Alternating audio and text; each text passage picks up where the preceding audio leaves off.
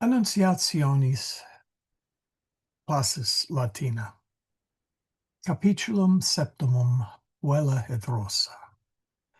In nomine Patris et Filii et Spiritus Sancti. Amen. Ave Maria, gratia plena, Dominus tecum, benedicta tu in mulieribus, et benedictus fructus ventris tui, Iesus. Sancta Maria, Mater Dei, ora pro nobis peccatoribus, nunc et in hora mortis nostrae. Amen.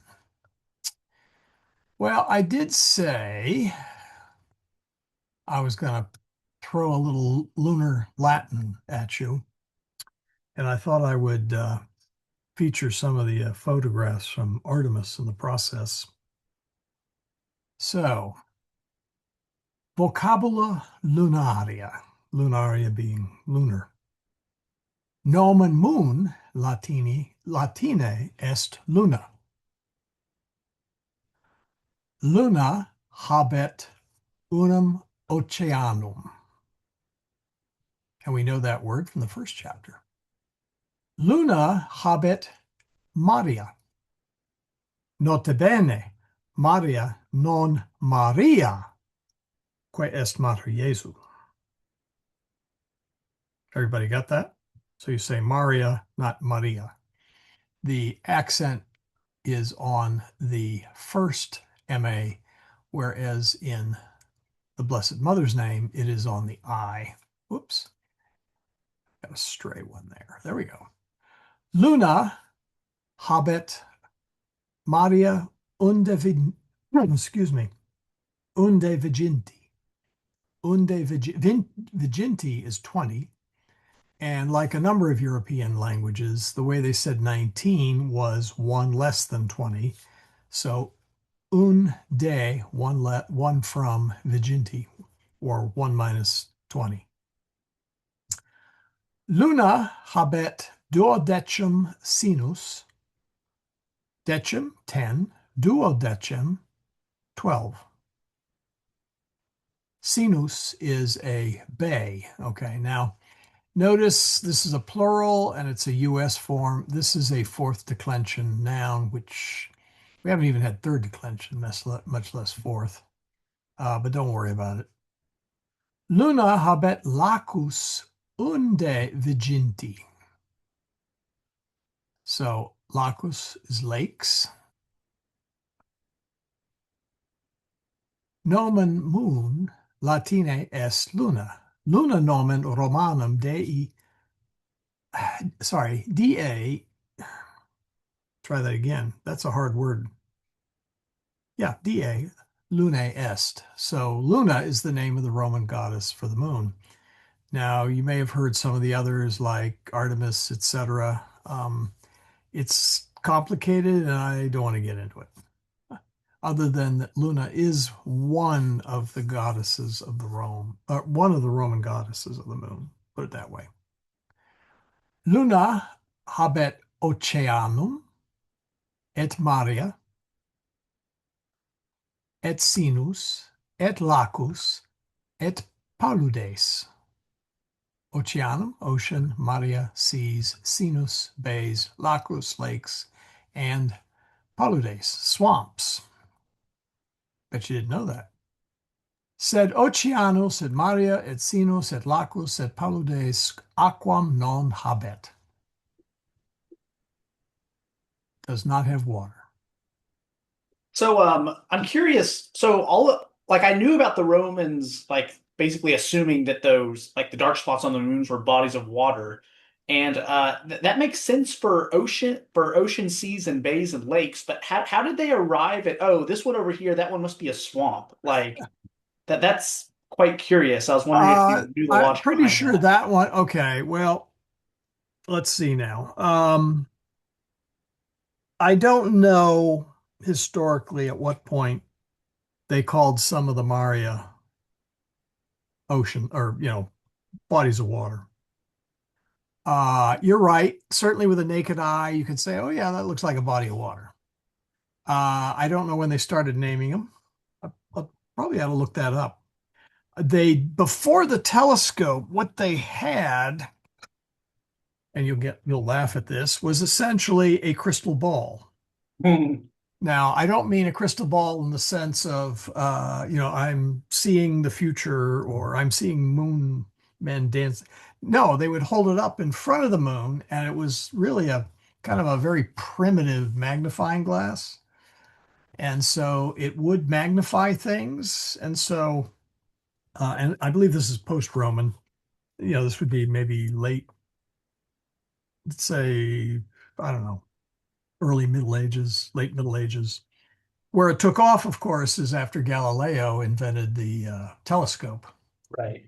And the swamps look a lot like the Maria, only they're a little bit lighter. So I didn't list any in the following. I probably should have listed some in that map. Um, let's see. Oh, but if you want to know, I provided a link for later on. So, where was I? Yeah, pulvera tantum pleni sunt. So there's that tantum. Pulvera is dust, tantum pleni sunt. They're filled with only dust, just dust. Nota bene, Maria, non Maria. So get it right. Luna quoque montes et vala et multas crateres habet. So we're going to get montes in the shepherd chapter, which I forget where that is. It's a few chapters ahead, and vala um, in hoc lacrimalum vale, in this valley of tears or vale of tears, which is the older translation. So you may not recognize it, but you had it. And then you can kind of guess what that is. Geographia Lunae, multa nomines Latinae habet.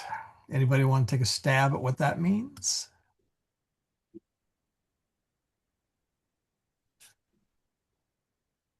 The lunar geography has many Latin names. Yes, that's right. Or many names in Latin. You know, your choice. Oh, right. Well, no, it's both the same thing. Same thing. So these are just a few of them. Let's start up here. Mare free. Oh, I should have put macrons on these. Oh, I'll try and remember to do that.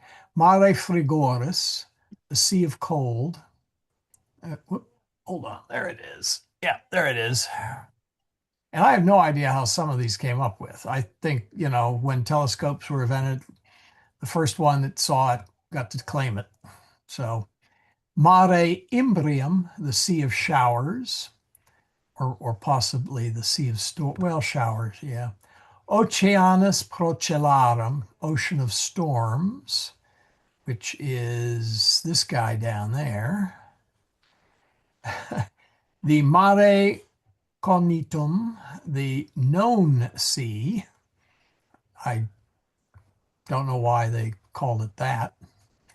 Mare Humorum, the sea of humors. And when I say humors, I mean it in the old sense of the medieval term. We would just say moisture or fog or something like that. So humors were something that was in the air, in this case, moisture. Mare Nubium is the sea of clouds. I don't see too many clouds in there, but hey, Mare Nectaris, which is over here, is the sea of nectar. Mare Fecundatus, the sea of fertility. Mare Tranquillitatis. I hope everybody recognizes that name. That is this sea right here. And right about there, it's a little hard to see. There's a crater called Moltke, which, by the way, is very visible through a telescope. And that is close to where the Apollo 11 astronauts landed. Mare Crisium, the Sea of Crises. Probably feel like we're all in that boat from time to time. And then the Mare Serenitatis, the Sea of Serenity. Now, as I said, there were 19. I did not put all 19 on here because it was going to get really crowded. So the uh, the craters are named generally after various folks. Tycho has the big crater on the very visible with binoculars or a telescope. Now, keep in mind that this is as we see the moon with the naked eye. And if you go to a telescope or well, telescope, it would reverse the image. Binoculars generally don't reverse the image. But if you got a good pair of binoculars and a tripod, stick the binoculars on the tripod and aim it at the moon, and you'll have a nice view. Uh, don't recommend you do it at a full moon, though. Full moon is very bright, very bright. And the features are kind of washed out. But try it full moon, half moon, etc. So, and if you want more about the Maria, there is a little here. I'll see if I can copy this. Oops. Oh, where'd it go? There it is. Let's see here. I want to, whoop, I want to copy, paste. There we go. And there you can read all about the Maria and stuff. And yes, it is in Latin, so a little extra fun there. Michael, Yes. who gets to name all of the mare on the other side of the moon? Whoever discovers it. Well, So on any, the other side of the moon, there is the Sea of Moscow, because the Russians were the first to send a probe on the backside of the moon. Up till then, the probes were aimed at particular places on the surface of the moon. Um, think of it as a trap shoot. They're actually aiming at the moon to hit it. But the Russians were the first one to actually put one around the behind of the moon. So they have the Sea of Moscow. Uh, and there's a few others that are on the edge that I did not mention. I guess I should say one other thing. We see more than you'd think, since the moon keeps the same face towards us, which it does, that we would only see half of the surface of the moon and the edges are kind of tough. Well, that's actually not true. We actually get to see, I believe the number is 58%. And that's because the moon wobbles a little bit. And so sometimes we see a little more on this edge, and sometimes we see a little more on that edge. Um, and if you study the moon over a course of a couple of months, you'll actually notice that. But yeah, the Russians got to name the Maria that's on the other side, of which the Sea of Moscow is really the big one.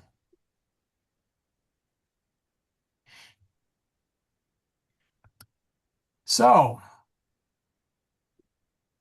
Artemis, the crew, each of the crew members got an iPhone 17 Pro Max, and they took hundreds and hundreds of pictures during their trip to the moon and back. And this is one of them. This, I believe, was out the window, if I'm not mistaken, and you can see the Earth setting on the moon as they flew behind the moon. it's a great photo. Yep, I thought so. And then this one, which is also a personal favorite, that is when they're on the other side of the moon. Not quite entirely, because you see a little bit of limb there, but that is a solar eclipse. Now, normally it goes sun, moon, earth, but in this case, it was sun, earth, moon, and the sun was on the other side of the moon. And they're a little puzzled by what all the brightness is. There's some speculation that that's probably the solar corona. There also may be a little bit of dust and stuff.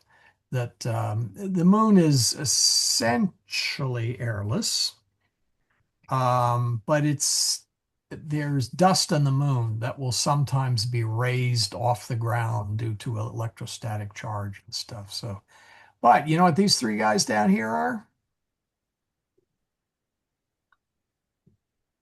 Planets. I They're was not gonna say one of stars, them they're looks like planets. Venus. Pardon? No, it's the wrong time of day for Venus, isn't it? What's the day on the moon? Oh, no, I meant, but I didn't write down which was which. I think one is Jupiter, Saturn, Venus, or maybe Mars, or I tried to find out which one these three guys were, and I never did find out. Wow. Um, but yeah, because most of the moon is shadowed, they were actually able to pick up the stars through the window, and you can see they're a little bit. Even the stars are a little bit more than just a simple point of light. And that had to do with the fact that they're zipping along at a pretty good clip. And so there's a slight smear in the, very small smear in the image. So now the one that we saw, that I saw, I should say, most of the time is this view. And there were GoPro cameras on these solar arrays. There's 4 solar arrays around the base of the Orion, or I should say the service module half. And so they would aim, well, the solar panels had to stay in sunlight, but the cameras were on the back side. And so they would simply aim the solar panel at the sun and at something of interest. And so you can see a lot in this image. You see the solar array. This part here is the service module that goes on the back of the Orion space capsule. You can't really see the Orion space capsule here because it's blocked by this thing called the CMA, Common Mating Adapter. You can see the tiny thrusters, which are used for attitude control and small translations. And then this is what is known as an aux engine. It's an auxiliary engine. It's for medium trajectory. And let's see, these little parts here that kind of stick out, that's where the shield, when you first lift off, there's a covering over all this stuff because you don't want it to, it's sensitive. You want it to be protected. So once they get into space, that covering is ejected. So the aux engines are AUX for auxiliary, not OX. correct. And here's a picture of the front end. And nobody knows why it shows up as blue. It depends on the angle you're looking at it. It's actually a silver sort of coating to reflect the sunlight so the cabin doesn't heat up. And nobody knows why it's blue. It probably has to do with some index of refraction or reflection, but I never found a good. I asked the imagery folks, and they said, "Yeah, we were wondering that too." And this is one window. This is window 1. This is window 2, and 3 and 4 on the other side. So, and this, by the way, these are thrusters on this is the only part, by the way, that comes back to Earth is the Orion capsule. This part is jettisoned just prior to entry and burns up in the atmosphere. So now this next picture is very controversial, and I'm surprised that NASA released it. And Jen, you may not say anything. So I know all the secret codes. Is that no, it? you know the answer. I know you know. In fact, if you know the answer, don't say it. Don't spoil it for folks. If you don't know the answer, well, then maybe you can guess. But anyway, this is a very surprising photo because it shows the alien that was aboard the Orion for the entire flight. So the question is, can you find the alien? And no, it's not that funny little stuffed toy. So where is the alien in this picture?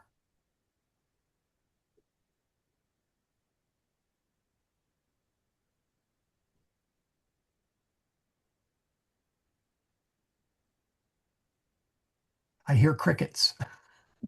Do you all know, or does anybody know? Well, I know you know, Jen. The answer is there's the alien. He's from Canada. Oh. Yep. So there was an alien for the whole flight, right out in the open. So A legal one. a legal one, yes. Well, there were jokes about let ICE try and pick him up. So anyway, now I did say Apollo. I want to throw one more photograph in because most people aren't aware of it. These are the photographs of the landing site. Okay. A number of spacecraft in the last 50 years have, or 20 years, have orbited the moon and taken high resolution photographs. And so you can actually see the landers on the moon at the original landing sites. And India, by the way, has an excellent series of photographs on that. So it's not just like the US, doctored these or anything, as some conspiracy theorists say. So it's not just the US, but India and I believe Japan had a high resolution photography satellite in both cases. And so they're there.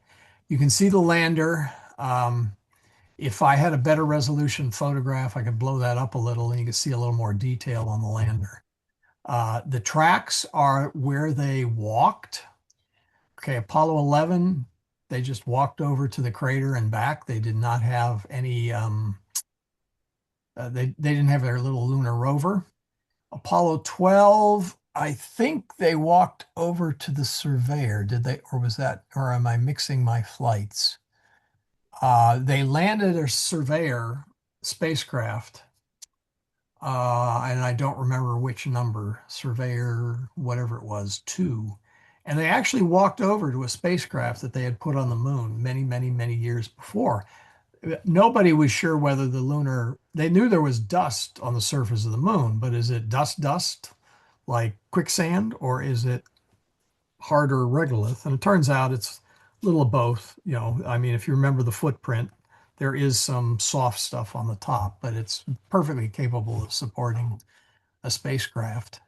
Apollo 14 and then Apollo 15, they had the rover, which was a dune buggy, if you will, or a moon buggy. Maybe that's a better way of saying it. And you can see some of the tracks that it made. So there they are. And so, moon landing deniers have issues with these photos. So don't stress them out. So don't show them to them. They'll just say they were all faked anyway, even though all the nations had to fake them and the Russians had to fake stuff. And the Russians are not exactly our friend. And the Chinese had to fake stuff. Yeah, let's not forget the Chinese. So there they are. So there's a little lunar Latin for you to study. And do keep in mind that the official names is in Latin. Now, unfortunately, what is the press have done is they have translated a lot of those into English. So, and that's not necessarily bad. I mean, it does mean Sea of Tranquility. And I guess for the average person who doesn't know which end of the moon is up, um, maybe that is okay. But these are the official names. Any brief questions before I move on to actual lesson Latin? Nope. Okay. Just one quick question. You were saying that the high stress is at the beginning for takeoff and then landing. It appeared that everything worked out pretty well on their descent. Is that? Oh yeah. I do not know what charring, if any, was on the heat shield. I don't work in that area. I'm sure that now that they have retrieved the Orion, that the heat shield folks are going over that with I wouldn't say a fine-tooth comb. I'd say probably high resolution or magnifying glass, very, very carefully to make sure the heat shield behaved as well as it was predicted. Artemis 3 will use a slightly different heat shield that is a little more robust.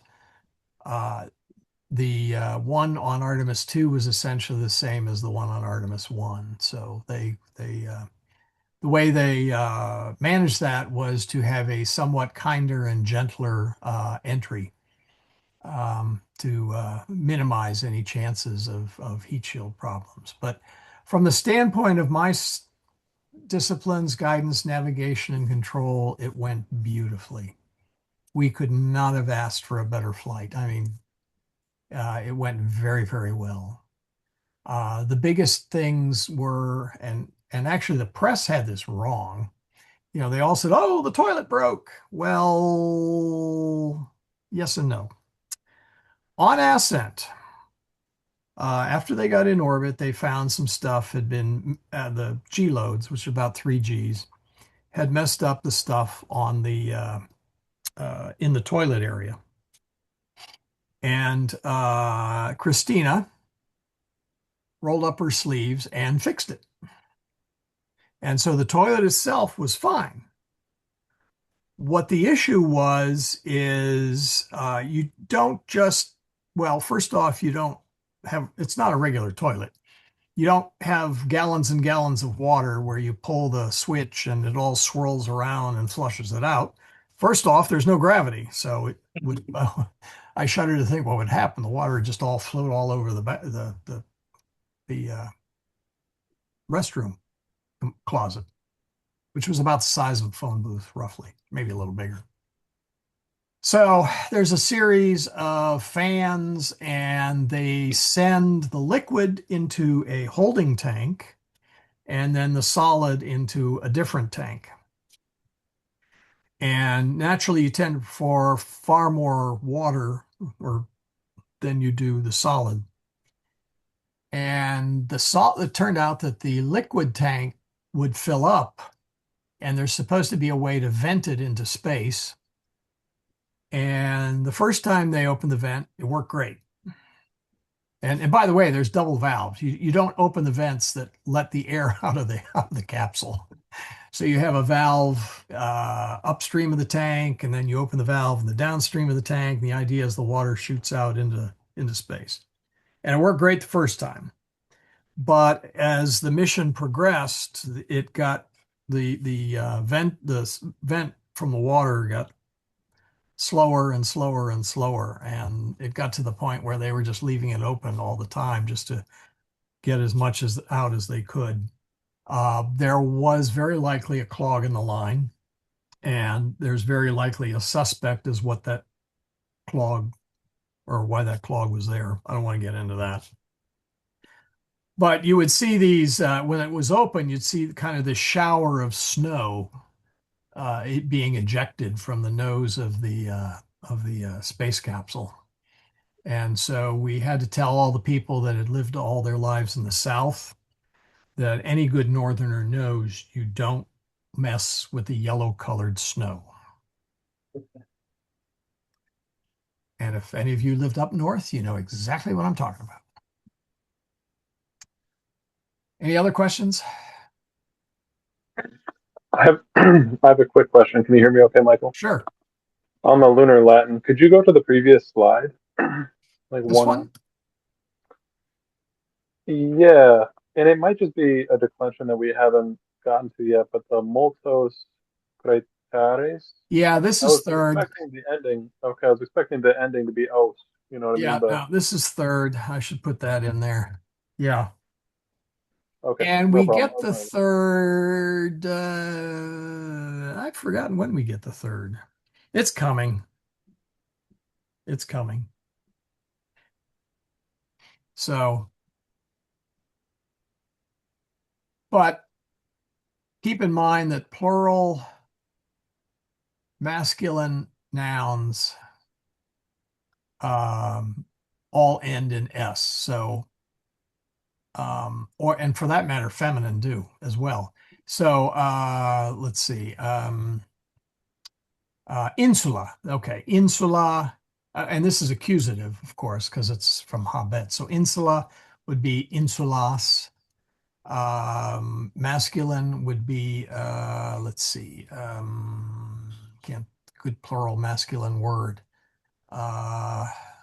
Well, Dominus, Dominos, but obviously the moon doesn't have many masters. So crateres, we've just sort of changed that vowel there. Third declension is a little more complicated than that, but we'll get to it. So, and that's the same here. Lacus, that's the plural. And that is plural accusative, plural accusative. So, oh, and Maria is also third. It's mare, maris, Maria is the plural. So, and it's neuter. But I think you can kind of pick it up from the word itself as to what it was. So that's why I went ahead and did it that way. For sure. Thank you. Yeah. Anything else? Because I'm itching to get to chapter 7. All right. Chapter 7. Okay. The big one we get is the dativus, or the dative. That is the 6th case. You know, we've had the nominative, we had the genitive, we had the accusative, we had the ablative, and we had the vocative, and now we finally get the dative. And that's a really useful thing because the dative is what's known as the indirect object. And for example, when we say miserere nobis, nobis is in the dative. Be merciful to us. And so this will really help stuff. The other stuff is, well, we'll leave it for later. But let's get to the readings or the chapter itself. There we go. Whoops. Let me clean that up a little. There we go. Puella et Rosa. By the way, that O is actually short. It's a little hard. Rosa. I so want to put a long O there because of rose. But Rosa. And I should actually go back and listen to the Italianate version of the video to see whether he makes that short or long. All right. Who would like to take the first paragraph?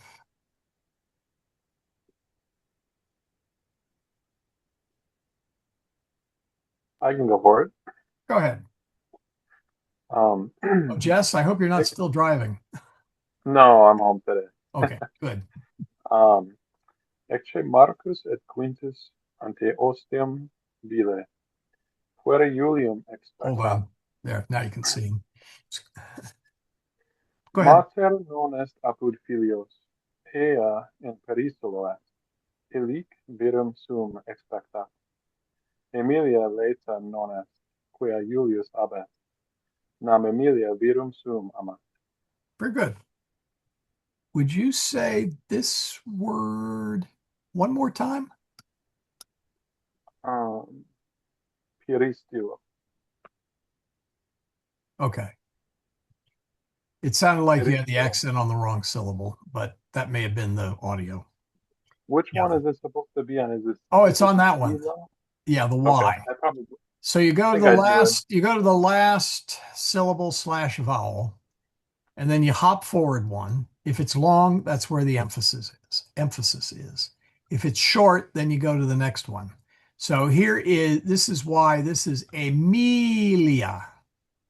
Short stress. So it's Yeah, I not was. Emilia, but Emilia. And I'll grant you, since that's a long I, getting that to be truly short is a bit of a trick, but that's where the stress goes. So Maybe- it's not peristilo. You need to no, go back to what we're. no, it is peristilo. Okay. Oh, yeah, you were kind of flat. Yeah, well, okay, I'm exaggerating. Yeah, peristilo or peristilo. Make it a little less, stilted. So Michael? Yeah. On Amelia, because the first long is the me, Leah. No, it's not. No, it's not long. It's short. That's short. Okay, so all three of those syllables are short. Correct. So you go to the first. Well, the first syllable you always ignore. The accent is never on the last syllable. Then you go to the syllable before it, which is I, and that is short. So you then go to the third syllable from the end, and that is the long one. Or sorry, not long, excuse me. I meant the Both of accent. those were short. I meant the accent. If I said long, I meant the accent. So if we were to put accents on this little thing, there'd be a little tick mark on the I there to show you where the accent was. If I said long anywhere, I'm sorry. But What the I meant vowel, by, since you stress it, Emilia, it's going to sound long. Emilia, I'm trying to do justice to where the accent is and where the shortness is. And it's hard for me to do it at the same time, but Emilia. And you can hear our Italian speaker do it very well. so are you saying it's a long I? No, I'm saying that's where the accent goes. Okay. Well, all right. But When why is there no, okay, so it's because this they're all doesn't, short. yeah, it only gives you, it doesn't give you the long macron, it only gives you the shorts. But No, you only get the long macrons. you only get the long. Okay. Yeah. But I don't see. Filios. So here is, so where's the accent on this one? It is on the filios, because here's OS is the first syllable. Accent's never there.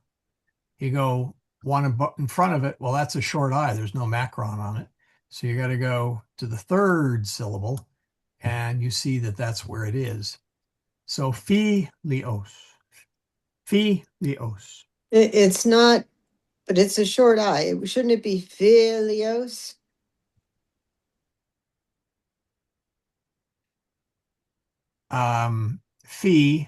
Filios. Yeah, but it's not a long I in FI. It's That's a short. long I. There's a macron there. You It have a looks like small a screen. U, which Okay. is for short. No, it's a long, it's a, All right, here, it's here. just hard Let's to do read. this way. Here, we'll do it this way. Hold on just a second. There we go. There. Oh, that's a lot better. Thanks. Yeah. I thought it was a symbol for a short. No, the only vowels they mark in the Familia Romana are the long ones. In the notes, I will sometimes mark the long ones and the short one. Well, I'll try and always mark the long ones. Sometimes I forget. And I will sometimes mark the short ones just so you know, yes, this is really short. And it's not because I forgot to put a long macron on it or anything. Now, getting back to the Emilia, the correct pronunciation of master is Dominus. Dominus. And the accent is on the da. Well, in English, when we accent or stress a syllable, we naturally tend to make it long. So a lot of people will say dominus, not dominus. Dominus sounds like dominoes, sort of. So is dominus wrong? Well, sort of. But everybody knows that dominus is dominus and vice versa. So, and also when you're singing it, if you're trying to stress it, very hard to sing that is short. Very hard to sing, so if you go do, that's hard to sing. But if you go do, well, that's much easier to sing, if that makes any sense. Any others? Let me zoom out a little. Whoop, too far. One more. All right, let's move on. I'd like to do this one, and I have a question All after. right, go for it. Okay. Ubi est Julia in cubiculo suo est. Julia que sola est illi rosam ante nasum tenet. Puella lacrimat in oculus eius sunt lacrimae. So it looks an awful, I was wondering about what the word tenet meant, and it looks an awful lot like she was stabbing herself in the nose with a thorn and was crying. And I was wondering if tenet No, was no. thorn. To hold. She's holding or holding back. Yeah. Okay, because that's not a word that's in the list on the left. So I didn't know what it meant. Well, okay. Have we had that word yet? I don't think so. No, that's why I was Okay, confused. okay. Yeah. To me, I've had all the words, so it's a little harder for me to remember. Yeah. So where we she's got- not being No, stabbed tenet. by a Okay. thorn. Let's do it this way. What is a tenant of the church? A teaching. Something they hold Or, to. Yeah, yeah. you're right. It is, but it's something they hold to, a truth they hold to.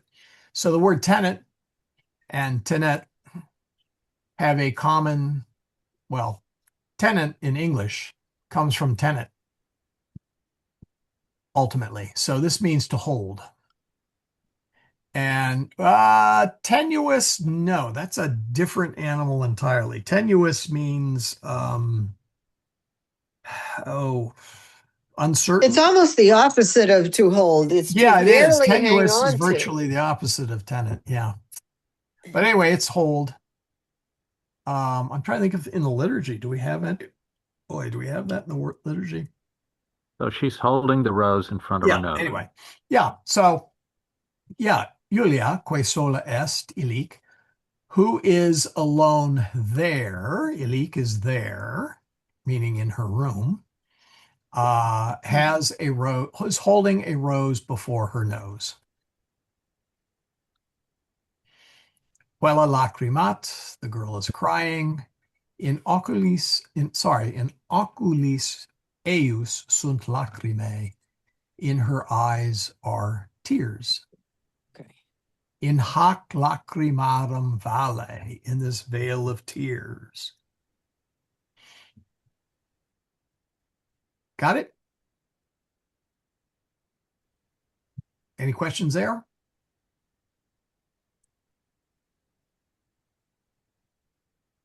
Okay. How about next? Not that part.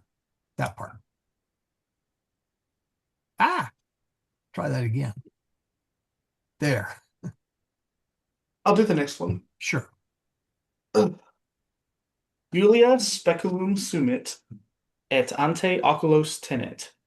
Puella se in speculo videt, et se interrogat. Esne fedus nasus meus autem formosus non est. Julia rursus lacrimat. Did you say nasus meus or nasus eius? Nasus eius. Okay, wasn't sure. As I said, the audio is sometimes a little flaky. Right.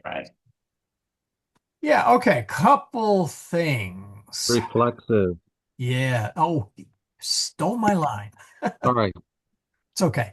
Puella se in speculo vidit et se interrogat. The girl sees herself in the mirror and asks herself, Esne fedus nasus meus, is my nose ugly? Nasus eius autem formosus non est. Well, that's a kind of a matter of opinion. I don't know. It looks like a good nose to me. But anyway, in the text it says, well, maybe this is what she was thinking, is she's not seeing her nose as being very pretty. So Julia rursus lacrimat. So Julia goes back to crying or returns to crying. How would you translate autumn there? Would you do moreover, however? How would you translate it? I would Autumn say has a lot. however. Yeah, however, her nose Yeah, is not beautiful. they translate that many different ways. Autumn is a really tricky word. I should add this to the notes.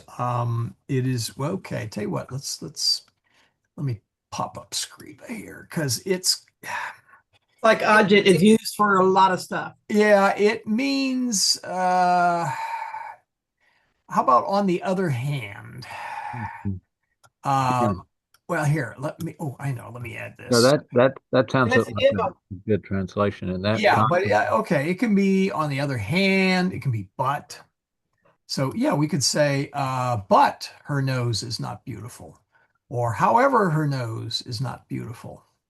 You can either do nevertheless, or her nose is not beautiful. So there's altum is kind of a multi-purpose word that uh,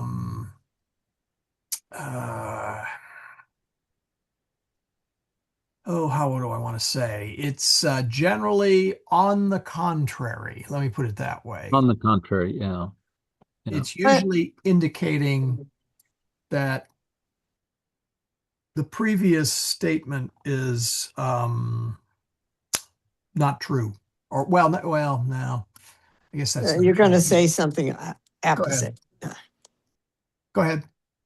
I'm curious about whether the Formosus, which means beautiful, is how the island of Formosa got its name. And I'm wondering if that's a Sure did. Western. Well, is that a Western name? You can't imagine in someone speaking one of the Chinese Oh dialects no, as no, calling no. it Formosa. No, that would have been that might have been Portuguese explorers. Okay. Yeah. If I had to make a guess. And I don't know if Formosus or Formosa in Portuguese means, well, I'm sure Portuguese has a word close to that. So whether Formosa is really Portuguese or Latin, that I don't know. The word is the same either way. So Insula Formosa is literally the beautiful island. And really, Formosa means well formed. We use the word beautiful because if you say well formed, people look at you and kind of go, huh? Unless you say somebody has well formed legs. True. True. So I'm confused a little bit. So she's asking, is my nose ugly? Yeah. And then it's saying, on the contrary, her nose is not beautiful. Or Yeah, it's awkward however, because, sorry, yeah, I was just gonna say, yeah, it's awkward because it's not, um, it's almost like the narrator is, it seems like the narrator's saying it, so he's like speaking objectively, but like Michael was saying, you kind of get the sense that this is like her internal thoughts. It doesn't yeah, actually look like her yeah, nose I is would say, yeah, actually that this is what she is thinking. I don't think the narrator is saying that. Okay. Let me put it this way. That's how I interpret it. Yeah, it was just peculiar if you think, I don't, Well, it, I don't know. Maybe the narrator thinks she has an ugly nose. I don't know. A little hard to tell. well, and what's confusing to me is the dialogue that follows later on that Yeah, I know. doesn't seem to fit. I mean, comparatively with Syrah, um, She has an ugly nose. right? Sira You would say that sentence. nasus ferus What you habet. would say you would say that sentence with regard to Syrah. It just seems like an odd sentence to say with regard to Yulia. Yeah. Well, I think that's what Yuli is thinking. Yulia's in her head because in the previous chapter her brothers called her nose ugly. Yes. Yeah. You remember that? So, yeah, he planted the, But that wasn't true. well, but she's a yeah, sensitive young girl. So she's, she's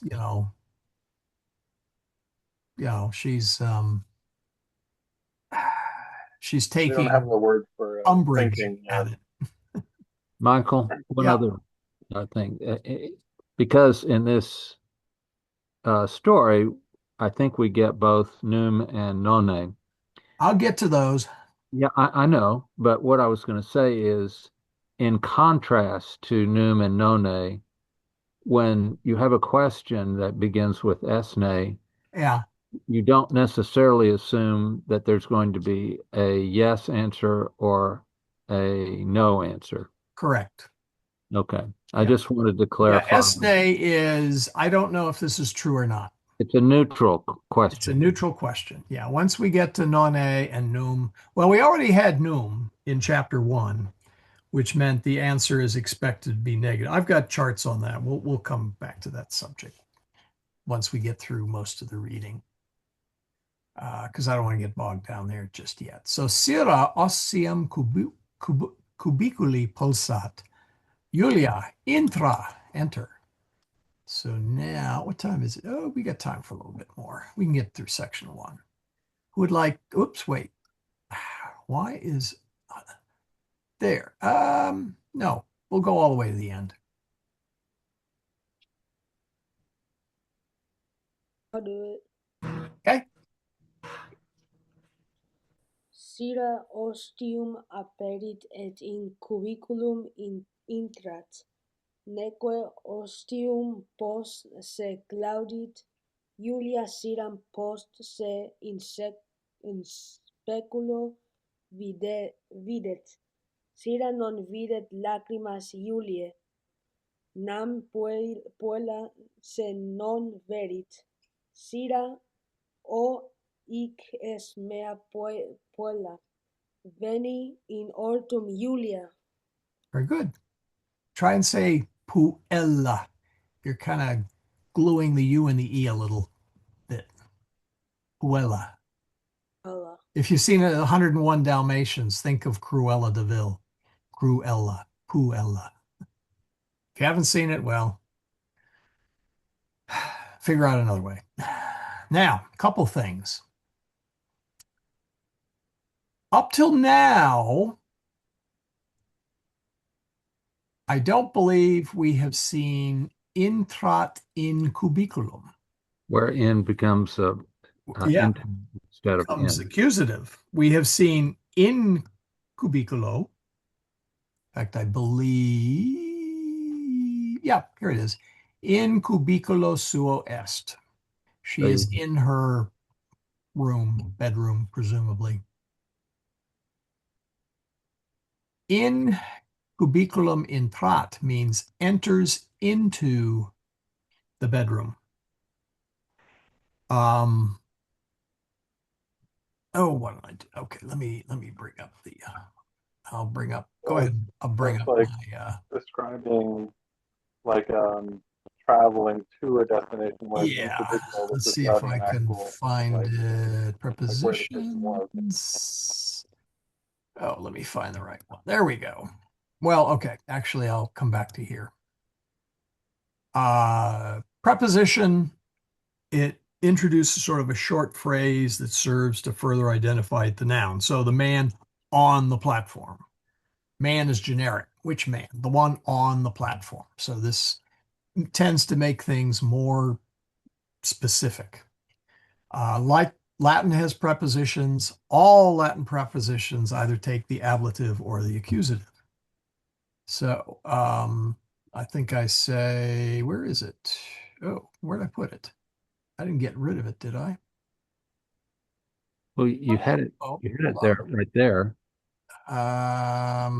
No, down there. Oh, no, there's another one. yeah. Right there. We Oh, have there it is. Excuse in me. Opido. Yeah, here it is. I had it right. The ablative often indicates presence and or motion from or away. Now, in Oppido is in the city, so that means presence. Op Oppido is away from the city. Ex horto is away from the garden or out of the garden. The accusative often, and I say often because it's not 100%. There's some like cum takes the ablative, cum sancto spiritu. with the Holy Spirit. I guess that indicates presence. So maybe you can stick that under there. But not all of them can you fit into a nice, neat category. But anyway, in oppidum is into the city, as opposed to in oppido, which means you are in the city. Ad oppidum is to or towards the city, whereas ap oppido is away. Sedate ad dexteram Dei Patris, seated at the right hand of the Father. And the reason this is ad dexteram is the previous clause, he ascended into heaven and is seated at the right hand of the Father. So this is an arrival. Okay. That's why that is well, ad takes the accusative anyway. But that's why that particular form is used. And some you just have to remember, like prope, which is accusative, meaning near, and then sine, which is without. Cum is with. So but it's always ablative or accusative. And some of those you're just going to have to remember. And what I recommend is, recall in your mind things out of the liturgy or little phrases or such, and that will help. So let's go back to here. Now, the other one. Yes. Let's see. We didn't have the, we did have the say up there. Yeah. So, and neither, well, maybe not. And she did not close the door after, oh boy, she did not close the door behind her. Behind her, there we go. Or after her, meaning after she entered. So let's see, is there anything? I think I've mined all that needs to be done there. Yeah, and again, they're talking about this. In hortum is into the garden. Ex horto is out of the garden. So in hortum and ex horto are opposites. And okay, yeah, we got half an hour. So let's see here. I guess we'll go down to there. Who wants to take that? I can do it. Sure. Juliam imperat, plaude ostium, ancilla paret, Julia. Num nasus meus ferus est, sira? Sira, ferus? Imo formosus est nasus tuus. Julia se vertit. Iam sira lacrimas didet. Sira, quid est mea Julia? Terge oculos. Is it terge or terge? Terge, soft G. Terge oculos. Es laeta. Right, literally, be happy. Be happy. Maybe we should translate that song, Don't Worry, Be Happy, into Latin. Maybe not. Okay. Noli sollicitias. Okay. Noli sollicitias. Anyway. So, again, ancilla paret, meaning she attends. She obeys. Obeys in this case, so she closes it. Now, we have had num before, meaning the expected answer is no. Is no. So Julia here is quite upset. So now English, boy, this is tough in English. We really do not have a good system for asking yes, no questions that are phrased with a negative. Okay. We're fine with the ne versions, which is a simple question, which may be yes or no, but English has fun with the fact when you put a negative in there. Num means the expected answer is no. And I will jump. Okay, where did I put it? Here it is. We'll talk about this here. Nonne, num, and ne. Now, we've had num in chapter 1, okay? We're going to get nonne, and num and nonne are the exact opposite. But let's start with a simple one, or let's start with break it down here. In Latin, there are 4 ways to ask a question. Whoops, that should be that. That has a yes, no answer, or affirmative, negative, however you want to say it. Now, in English, the way the question is phrased indicates the focus and expected answer. So there's voice and punctuation. So we could say, Marcus puer improbis est. So in English, if I said, Marcus is a naughty boy, by raising that end, I'm asking a question. Latin can do the same thing. It's a little tough if you're reading Latin because, you kind of got to pick it up on context. But that is a valid way of asking. A better way, a more explicit way, is the ne. So, est ne Marcus puer improbis. Is Marcus a naughty boy? And just asking, and the focus is on what is asked. Okay. And I'm going to get some more into where that ne goes later, but let's not get bogged down there. Num, I want to do num since we have num. Num Marcus puer probus est. You are expecting an answer in the negative, which would be Marcus puer non probus est. In English, oh boy, how would you do that in English? Marcus isn't a good boy, is he? And in English, you would say, no, he is not a good boy.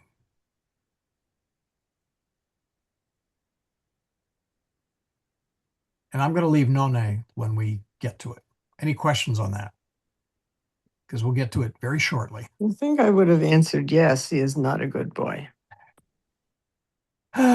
Yeah, that's why I said English has a problem with these. Yeah, and there's no or yes. What I Latin, mean so- is, there's no yes in Latin. this is the positive statement. Marcus puer probus est.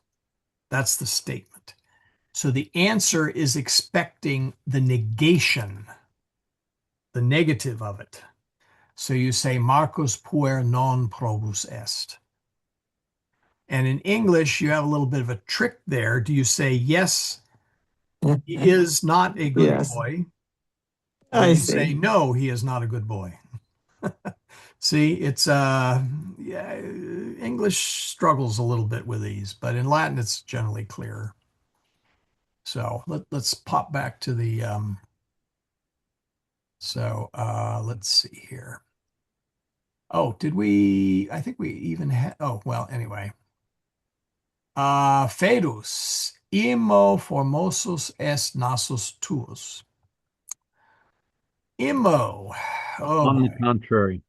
Yes, it is an intensifier and it either flat out contradicts the previous or it actually reinforces the previous. It can mean yes or no.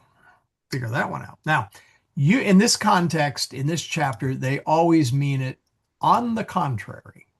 Yeah. Okay. They don't strangle you with they don't strangle you with both options, which Or it could mean indeed as well. it could, yeah. And come on, come on. There it is. Where's preview? Oh, sorry. I need my chart. There we go. But here, I don't think indeed would be the right translation. Well, we'll get to that. Immo means yes and no. It's an adverb. It can be no on the contrary, no indeed, by no means. Or it can mean yes, yes, indeed. Or it can mean yes, indeed, by all means, yea, verily. And hey, Romans 3:29, an iudeorum Deus tantum. Is the God of the Jews, is he the God of the Jews only? Tantum, only. Deus Iudiorum, the God of the Jews. None et gentium. Oh, we did hit none. Sorry, I better do it now. Sure. I knew there was a reason. None, on the other hand, is expecting an answer in the affirmative. And keep in mind that when you negate things, you negate the phrase in Latin, or you repeat the phrase in Latin to say no or yes. So nonne Marcus impuer improbus est is really asking, isn't Marcus a naughty boy? And the answer is indeed, Marcus puer improbus est. And you can decide, okay, I used the surely. Surely Marcus is a bad boy. Answer, yes, Marcus is a bad boy. Or Marcus puer improbus est. So nonne, you're expecting the answer in the affirmative. Num, you're expecting the answer in the negative of whatever this is. So in this case, it says Marcus is a good boy. Well, the negative of that is that he is not a good boy, or improbus. So anyway, let me come back down to imo. So Deus tantum. Nonne et gentium. Is he not also of the Gentiles? Imo et gentium. Yes, of the Gentiles also. So it can mean yes. It is an intensifier. And depending upon how it is used, it can mean really, really yes or really, really no. And I realize your heads are probably spinning at that point, but that's the way it is. So let's go back to our text. As I said, in the text in this chapter, they use mostly no on the contrary. And you said that doesn't make sense, Alex? What's that? I thought you said something about on the contrary didn't work. No, I said on the contrary is the right use here. Oh, okay. But, Sorry. I want to bring to your attention that back on line 10, when we were talking about autumn, and Yep. you said that meant on the contrary. I really think it means moreover because. No, I said however. No, well, you first said on the contrary. But I think moreover. I'm pretty sure I said however first. Okay. Well, I think moreover is more appropriate because you're making an affirmative statement there. You're saying essentially that yes, that's correct. It's Oh, you not mean on down here? Or on line 10? Yeah, on line 10, you're essentially saying yes. Yeah. Because when you say, oh, it's not beautiful. Yep. So moreover, it's not beautiful. You can say this in two different ways. Mm-hmm. Yeah. And I'm pretty sure if you go back and listen to the audio, I said however first. Oh, okay. And then I was illustrating all the possible words of autem. Okay. Which I just like the word moreover there than I do. Okay. That's a perfectly good version of it. Okay. In this case. Let's see. Whoops, where were we? Ooh. Yeah, okay. So how far did we get? I forgot where we stopped. Oh yeah, here we go. Es leta. Yeah, there we go.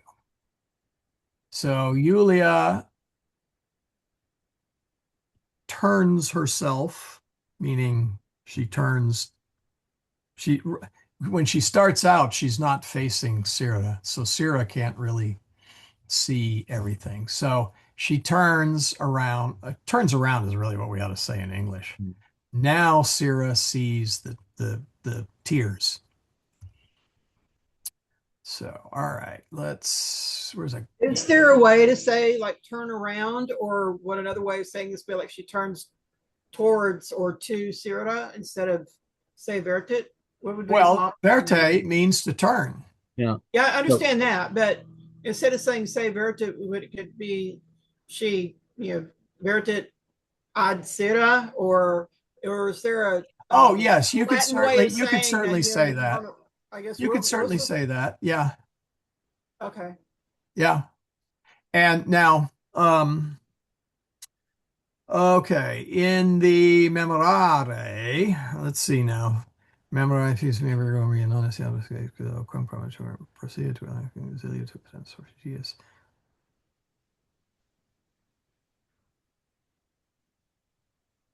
No, that's not it. Where is it? There's a converte. Oh shoot, I'm trying to remember the prayer now. It's same word, although con means thoroughly. But yeah, you could say verte ad me, or yeah, turn towards me. Oh, next section. Any volunteers? I volunteer. Okay. Nasus tuus tam formosus est quam meus.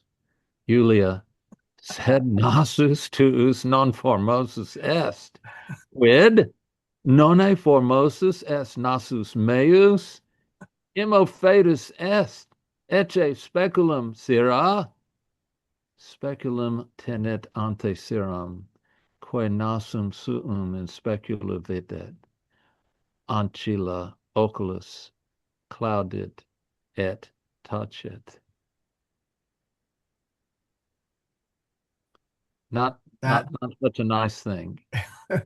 Julia has not learned tact yet, obviously. Well, I mean, can you imagine? You know, look, your nose is as beautiful as mine is. Yeah. Well, to be fair, Sarah probably does not have much opportunity to actually use a mirror. In the early centuries there, and also BC as well, they didn't have nice mirrored glass. Okay, I don't know when that was developed later. It was an interesting observation. She would not necessarily have had access to one. Right. Or have seen herself that often or that frequently or whatever. What they had was a very shiny metal, okay? Like gold, very shiny, or bronze, very, very shiny. A couple of different ways they could get it. And if you look at any old speculum or speculos, or sorry, specula in a museum, you'll find that they're all metal and generally very tarnished because at that point, that's all. So, she probably, as a slave, she doesn't sit around all day sitting in front of the mirror making herself beautiful. So she may not have really thought about it. Don't know. No. But yeah, Julia, well, she's a little girl, I think at that point, there wasn't going to be a lot of conversation between the two. But Julia, immo fedus est. So this is very much the on the contrary. Yeah. Okay. It is ugly. Ouch. And so ancilla oculos claudit, she closes her eyes and tacet and is silent. Yeah. Quiet. Okay. Yeah. Let's see. 8-4. We got a little bit more. Here we go. Let's give that a try. I think we've used up just about everybody, haven't we? At one time or another. I'll do it. Okay. Is that all you want me to do? Is that just the first paragraph? Yeah, just that paragraph. Okay. Ecce Julius ad villam advenet, servi lecticam ante ostium ponunt. Pater Filius salutat. Salvete filii, et a filii salutator. Salve, Pater. Okay. So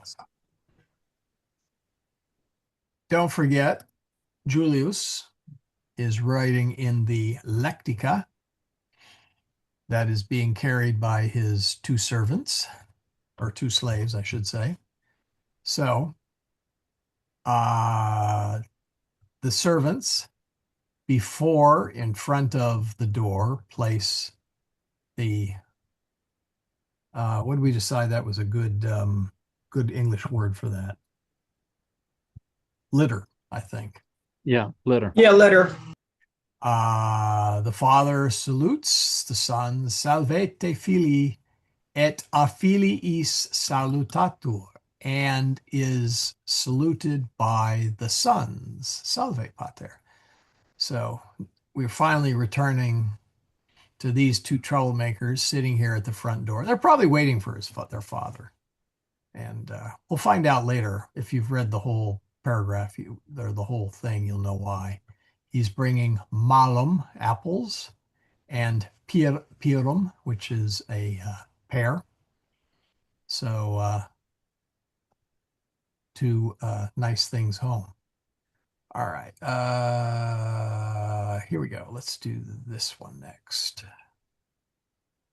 Oh, I can try. Go right ahead. Julius ambulat ad ostium quod ab. Sorry, my glasses are acting up. That P is Ostiario. more like a P. Okay. Now you can say ob, Okay, P's and ob. B's are a little. Yeah, no, this is not really my day. So I'll try again. Quod ab ostiario apperitur dominus per ostium in vilum interat post eum vinium nut. Cirrus et Leander quo duo sacus portantent. Ostiarius post eos ostium claudit. Ursus et Davus cum lectica vacua descendut duint. Whoop. Say that again. Let's see. Descendit duint. Descedunt. Descend. They didn't descend, they departed. Discedo. Discedo, sorry. Discedunt. Discedo. You're putting an N in there. Descendant. Like descended. Okay. Yep. Oh, very good. Let's see. I don't think there's anything. Oh, yeah, the ostiarios. Doorkeeper. Let's see. What do they call the doorkeeper on a hotel? I'm trying to think. Doorkeeper? Doorman. Doorman. There we go. Sorry. Yeah, doorman. That's the word I'm looking for. Yeah, so he's basically the doorman. Typically, he was a slave. And since he was guarded the front door, he was often chained. So he couldn't hot-foot it out the front door. So not the most pleasant occupation in that. On the other hand, he got to stay inside, and it was a pretty easy job, though. So maybe it wasn't too bad. And so Osiarios eus ostium claudit. The doorman closes the door after them. Ursus et Davos cum lectica vacua discedunt. I was going to say in British colleges, they're called porters. Porters, yeah, that was the word I was looking for too. That was the other word. They depart with the empty And litter. somebody's got to put that thing away. And it's not going to be Julius. All right. Michael? Yeah. Just a question, since the dative is a big part of this, we haven't really discussed. We haven't hit the dative yet. No. Quite right. And you're going to hit it when they start giving out the fruit.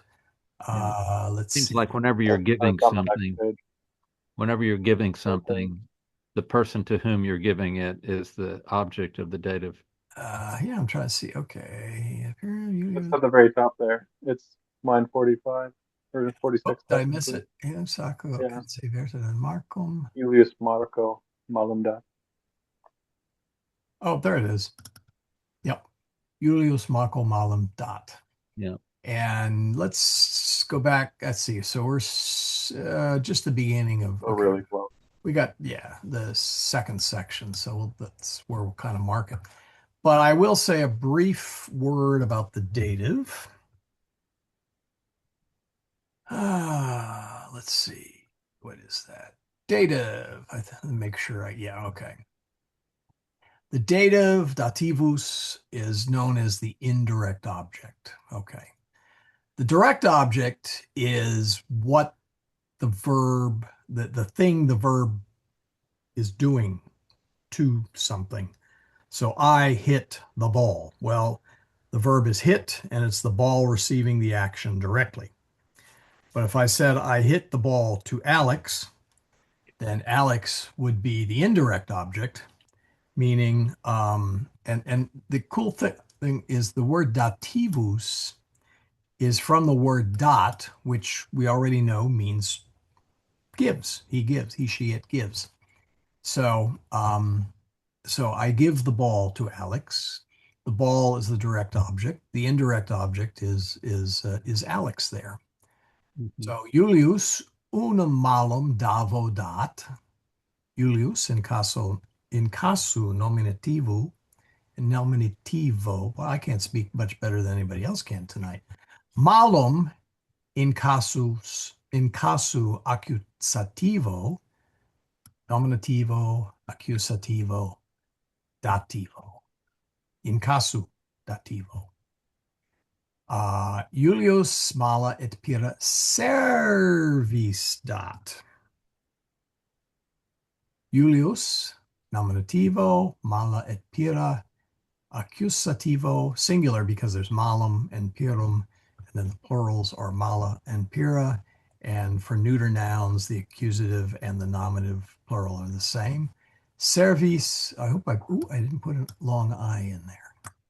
Let me put a long I. Seems like dot is the Whoops. popular verb that goes with the dative. It does. There we go. What's going on here? Option there. Okay. Let's see, what else was I going to say? Oh, no, I think that's all I'm going to say for now. And this is really important because, as I said, like earlier, miserere nobis, be merciful to us. You can also translate it as have mercy on us, but a little more literal translation is to us, since the nobis is in the dative plural case. So yeah, we'll talk more about it next time, but just it's there, it's coming. We haven't quite got it yet. Dona nobis pacem. Yeah. Yes. Grant us peace, grant to us peace. That's another case. Okay, now wrapping up, I have a question here. And maybe I am hallucinating. I thought there was whoop. Well, that's weird. I clicked on Annunciation and I jumped to the other page. I thought Father Felix said there was an organ recital on April 23rd, because they're sort of, they've got the It's coming up, but I can't remember the date. I thought he said the 23rd, which is of course the next Thursday. Mm-hmm. I would really like to go see it. I don't know how many, or hear it, I guess I should say. I don't know how many folks would be interested, but assuming for the moment it really is the 23rd, how many would go to it versus Latin class? And I will not feel insulted if you pick the organ. I won't feel insulted if you pick me, for that matter. I think we would go to the organ yeah. recital or whatever it is. Okay. Well, because of the fact that they just did all this work on Oh, yes. Oh, good. I've been a parishioner at Annunciation since 96. And this organ has a long history behind it. And I'm amazed they finally got it all together. It was, let's see, what year was it? 1909? 6? Do you remember, Alex? It's before my time. Well, before my time too. Anyway, it's a very impressive organ and very historical. And they originally had a mechanical bellows, which was exciting. And then they got an electric bellows, in other words, an electric motor that ran the bellows. In 1909, there wasn't a whole lot of electricity going places. I don't know. So there was a long story. So anyway, the point is, it's a very impressive item. And if it is on the 23rd, then I will cancel class in favor of the organ. If it isn't the 23rd, then we will have class. I went to the Annunciation Bulletin, or I should say the website, and I did not see a single mention of it. So he mentioned it at Mass, but I just can't remember the date. well, he mentioned it at Mass, and it was the 23rd. Okay, well, let me put it this way. I would have sworn he said April 23rd. But I went to the bulletin, and there is nary a word about it, and which is unusual for them, or for the online stuff. So I will verify that it is the 23rd. I'll find out this Sunday for sure. And if it's there, then we will cancel class in favor of the organ. And if it is not there, then we will have class. And I'll let everybody know. I kind of hate to cancel class after having the disruption due to Artemis, but this is a special event. Yeah, I'm looking at it now and I don't see a mention of it. So maybe he said May 23rd or June 23rd, or maybe he said, so I'll find out. Maybe it is May. Yeah. We'll find out. We'll find out. Yeah. So for now, assuming we'll have class and study extra hard. That's my advice. Or else. Or else. Right. Or else. Yeah. And do listen to listen to the recordings. I generally don't play them in class because I'm hoping you have already listened to them. So listen, read, and occasionally go back to the early ones and don't read, but just listen. And the good news about YouTube is you can slow videos down. Maybe I'll show that next time. So, he speaks at a normal speed and you may not be able to hear at a normal speed. So you can slow them down a bit. And so, Teresa even testifies to that. So, you need to use your ears and your eyes, both in learning and your mouth learning the language. Read along with them. Say it out loud. That's another way to help. So, anyway, with that, any last minute questions? Otherwise, we'll wrap it up because we're 9:04. Michael, I did have one question on something we covered, we've only had one example of it, and we were about to get a second and a third in our next two sentences. So I don't know if we want to just cover it next time, but I can just tell you what I was. Let's do it next time. Next time. Okay, is it with the dative or which? What? Give me a hint. Not with the dative. The next sentence is pueri sacos plenos qui a servis portantur, vident et interrogant quid inest in sacris. It's the inest, and we had a odd venit previously. It just kind of throws me off. I was gonna see if you could clarify. I'll go ahead and answer that one. Inest instead of just like quid est in sacris. It seems initially. What line was it? 39. Oops, I went too far.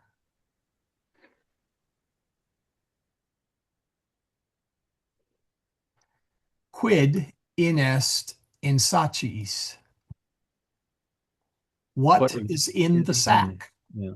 On the right, they have the in and the est. Yeah. Yeah. Oh, is your question my why there's point two is ins? like, why not? Yeah, it seems like Oh, you could okay. just have Quid said est why in, yeah, quid in est in satis. Yeah. sacis? Yeah, so I'm asking like why the preferring of the Okay. in s here. You could And get they away did with with that. previous You ones. you could you could get away with that. You could say quid est in sacis. Okay? That would be Sure. understandable. Latin likes to double up on things. Yeah. So it looks like it's repetitive, doesn't it? Yeah, and to English it sounds repetitive to us. Uh, let's see. Yeah, so the next sentence we get another one where it says insunt, where it could just simply say sunt. And previously we had an odd vented when it could have just said vented. Oh, no, no, no, Because the no. ends are all You there. can't say a sunt. No, no, no, no, no. Oh, okay, In maybe not. sacco quem Leander portat, in the sack which Leander is carrying, apples are inside. If you just said sunt, then you'd say Yeah, apples are, which, sure. would be a theological statement or philosophical. Apples exist, Yeah, that So, makes sense. I was yeah. reading So it are now in this one I the. will grant you don't have to necessarily use the inest. You'll see it a lot in a lot of places where they double up on things, and it's just the way that they use the language. So, but in this case, mala and sunt means apples are inside, and you kind of have to, otherwise you're left hanging there. Okay, That's helpful. Thank you. now you can go. Well, I guess you are home. Go home happy. All right, let's wrap it up. I'm gonna mute this. Precatio finalis. In nomine Patris et Filii et Spiritus Sancti. Amen. Ave Maria, gratia plena, Dominus tecum. Benedicta tu in mulieribus, et benedictus fructus ventris tui, Iesus. Sancta Maria, Mater Dei, ora pro nobis peccatoribus, nunc et in hora mortis nostrae. And that is the official end. And let's see here.